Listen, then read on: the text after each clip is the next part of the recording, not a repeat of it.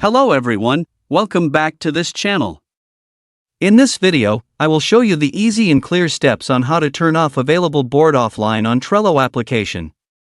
So how to turn off available board offline on Trello application? Make sure you keep watching this video until the end.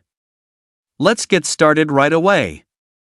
Firstly, open the Trello app on your Android device. This is the initial screen of the Trello app. Next, tap your board that you want to change.